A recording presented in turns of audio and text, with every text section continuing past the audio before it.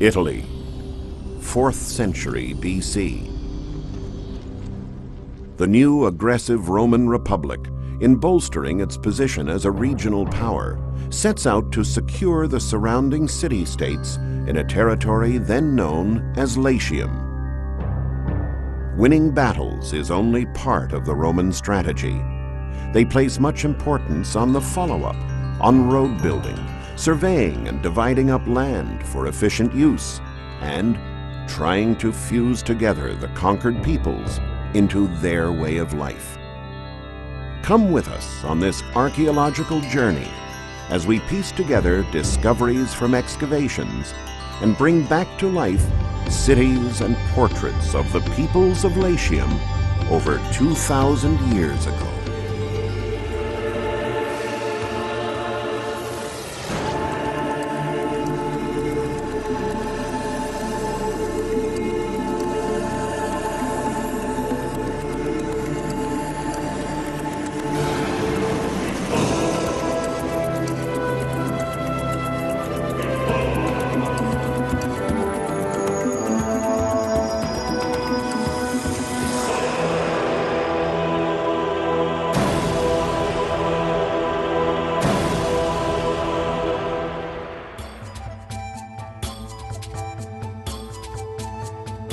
Between the 4th and 3rd centuries BC, many different ethnic groups with great cultural differences lived throughout Italy.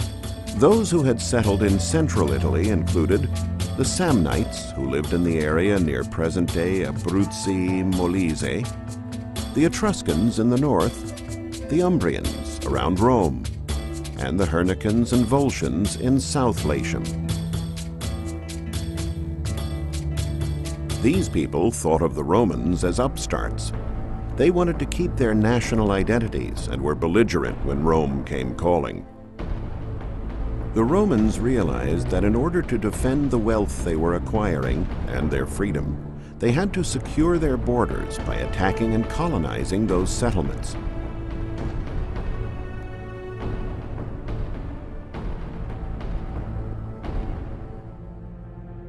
In anticipation of invaders, the cities built giant walls for defense.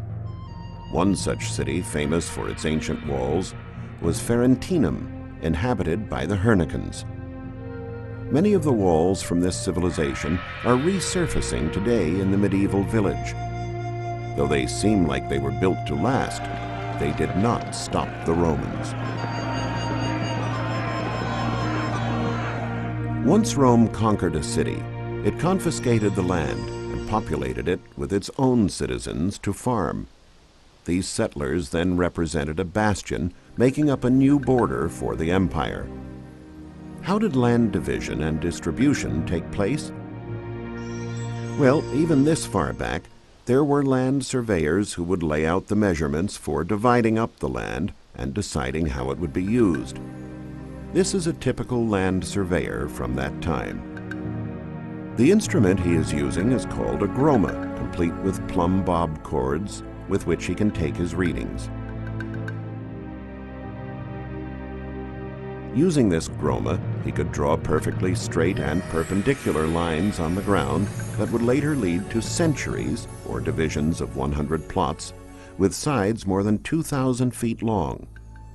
He would align the two plumb bob cords of the groma, establishing the direction of the alignment with respect to the horizon. Once he decided the best reference point, based on the configuration of the terrain and exposure, he drew the main axis on which an agricultural division would be created. That might include new buildings or remain completely agricultural. They would then draw the decumanus, the second main axis of the settlement, perpendicular to the main axis. All individual plots were defined based on this orthogonal scheme.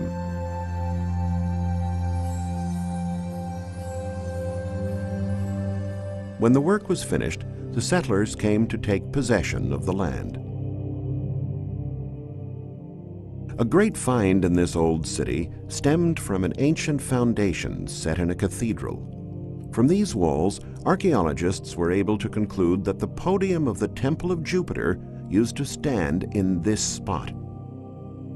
it was on its ruins that the church was built. This was an admirable superposition that left intact, at least in the town's planning, the Acropolis, or the high part of the city, named Alatri, that for thousands of years was dedicated to worship.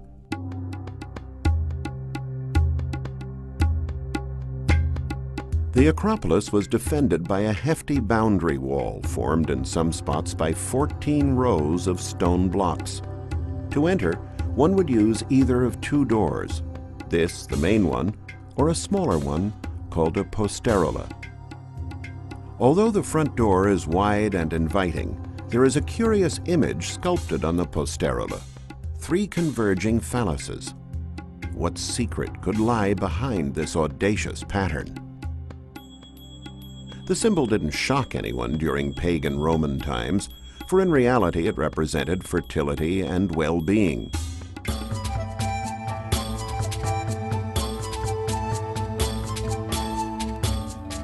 By studying images like these, archaeologists have discovered that the Romans believed that these depictions could ward off the evil eye and bad omens. If you entered through this back door, you could secure a powerful, wealthy, and enviable future. This might have meant getting into a money-making business at that time, the slave trade. Thousands of slaves were captured and turned into prisoners in the many battles to expand Roman territory. If you wanted, you could choose the strongest ones here in the outer regions at a price that would fetch twice as much in Rome.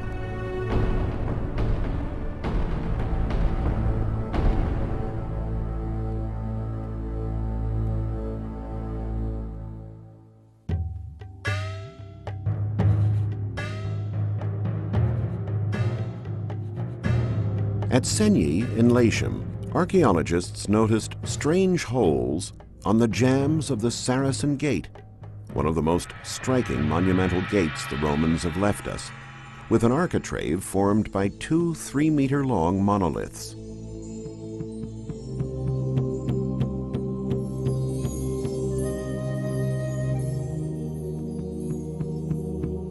After studying the positioning of the holes, they discovered that they were part of an ancient wooden lock system. The gates of the city, which the Romans founded in the early 5th century BC, were locked and reinforced in case of attack. The gate was probably named Saracen after the raids by ferocious pirates who used to plunder the area during the Middle Ages. The gate was part of this wall that stretched for over 3 miles, protecting the city. But it was probably through this gate that the Romans passed in their conquest of the city. Another interesting old gate can be found in Arpino, in southern Latium.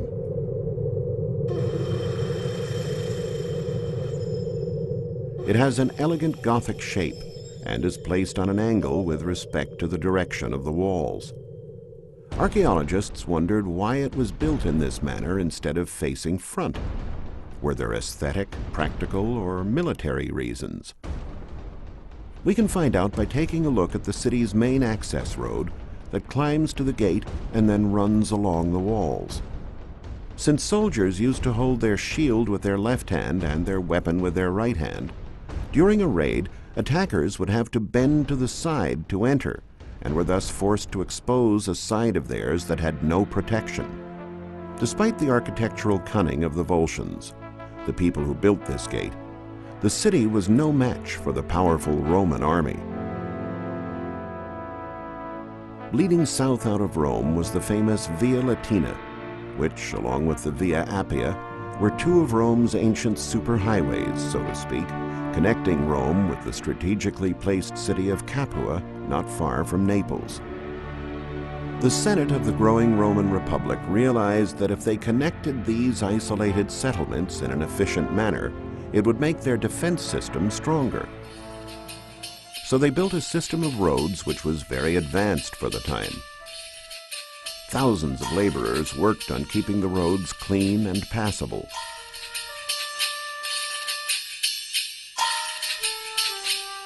The roads were built with a drainage system between the pavement and the hard shoulder, and the workers would replace the stones underneath when wear and tear compromised the integrity of the roadway.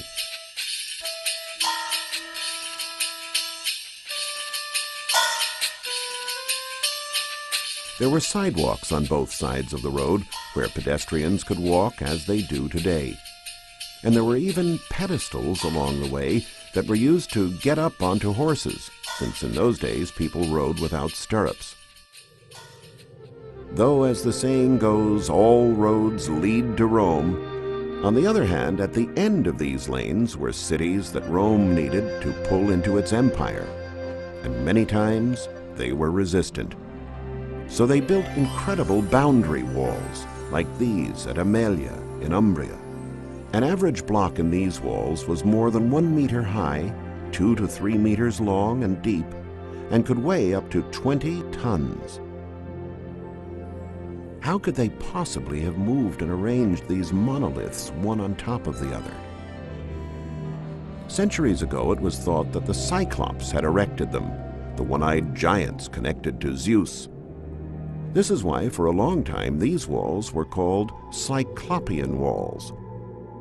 Eventually, scholars discovered that the blocks were taken from a nearby hilltop, slid to the bottom of the hill, squared off, and skillfully piled one on top of the other.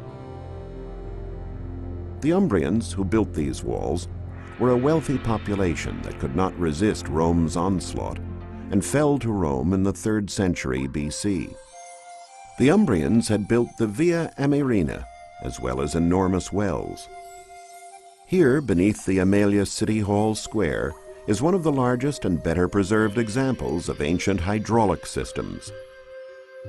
Rainwater was collected and stored in these reservoirs, which were built to hold vast quantities of water, knowing that the city would need extra water, especially in times of siege.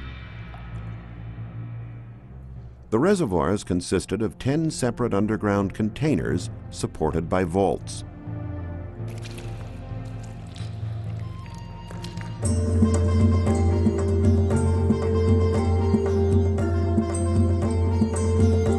The city itself experienced heights of splendor even after the Romans took over, as proven by the numerous archaeological artifacts housed at the local museum.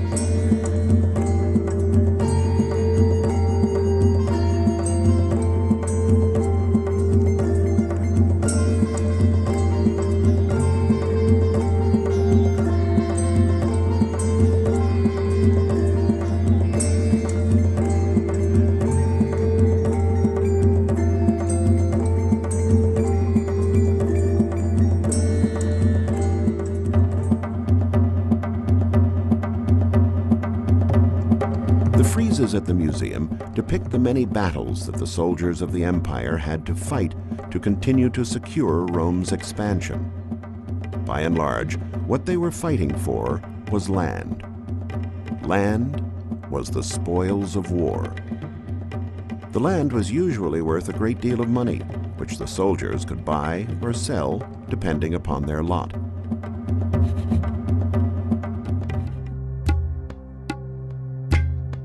Great archaeological finds are often the result of research, diligence, and a bit of luck.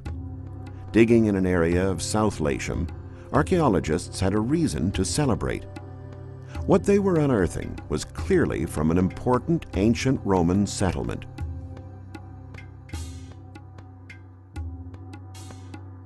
It was 1978, and the area they were finding things in stretched over an amazing 220 acres. Continued excavation and study of the material confirmed that they had uncovered the remains of the great city of Frigili, which in the middle of the Republican period was the 3rd largest city in central Italy after Rome and Capua.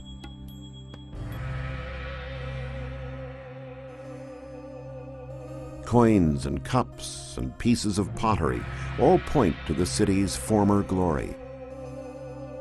But apart from finding the thousands of pieces and fragments, archaeologists have the daunting task of putting them back together again, like a giant puzzle, discovering what fits where.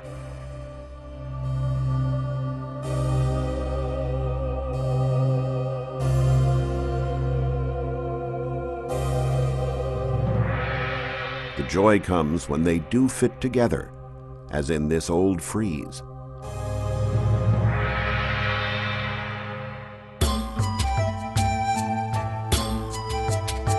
Once everyday objects, like architectural pottery, have been restored, studied, and catalogued, they are ready to be displayed in the museum. One of the great finds of Frigili are the remains of the temple of Aesculapius, god of medicine. It was the most important building in town and boasted a great variety of decorative elements.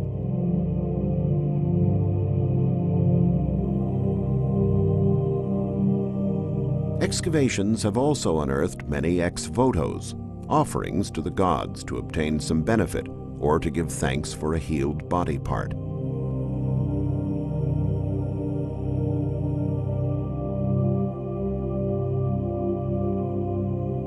These elaborate theater masks were probably used in the decor of private homes, indicating a degree of the city's wealth.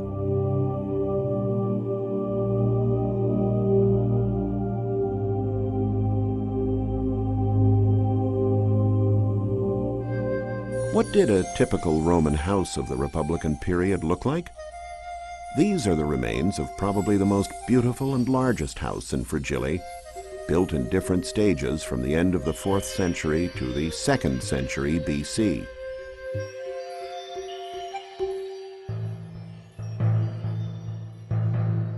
And this is what it would have looked like back then.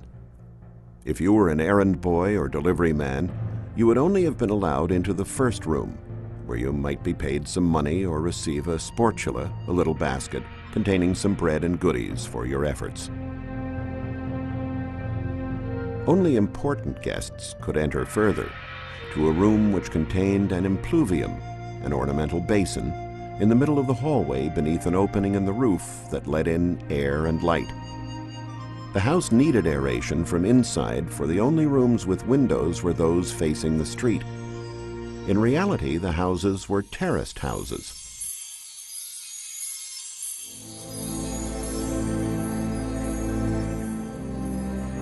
The lower basin was always full of water that flowed down from the roof. When the basin was full, the excess water flowed into a cistern underneath, where it was collected for other uses in the house. The upper opening was called a compluvium and was used to convey rainwater. When it started to rain, the roof gutters would let the water flow to the lions' heads. It would then gush from their mouths and send water into the basin below. It was flamboyant and decorative, but only worked on rainy days. It was also, however, a good way to collect precious water.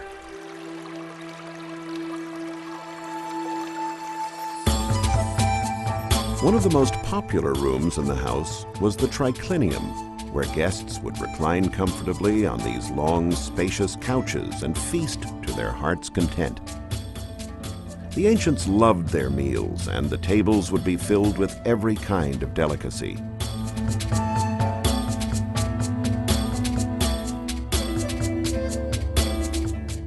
The food and beverage preparation took place, as it does today, in the kitchen. A vital place for the everyday life of the household.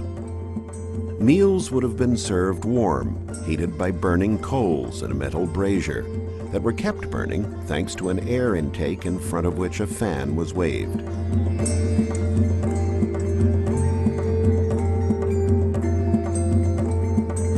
At the back of the house, there was a garden that was surrounded in imperial days by a portico or peristyle.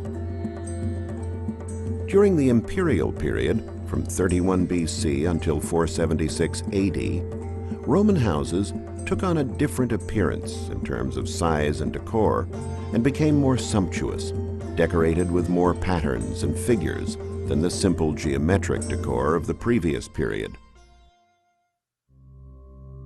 Yet, it was land acquired acre by conquered acre throughout the entire region of Latium that gave the Roman Republic its foothold on what would become the great Roman Empire.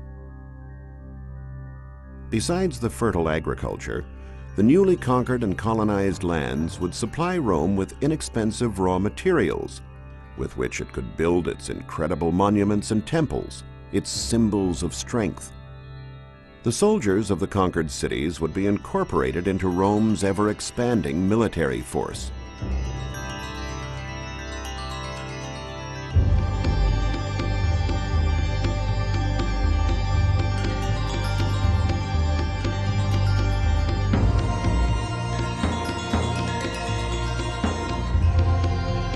Rome's mandate at that time? Attack so as not to be attacked. Expand so as not to be crushed. And perhaps most importantly, Romanize the conquered. Rome awarded citizenship to those cities and tribes who pledged faithfulness to the Roman rule. Over time, the empire enveloped people from Greece to Spain, from Egypt to England, forging them into one people, Romans. Though it would take a few centuries more for the 200 years of affluency and peace known as the Pax Romana to take hold, Rome started early in solidifying the empire by successfully incorporating its conquered enemies into one family. The warrior's mission was to conquer and control, but his was only half the battle. The real war that Rome won was the development of a culture that is the basis for modern Western civilization.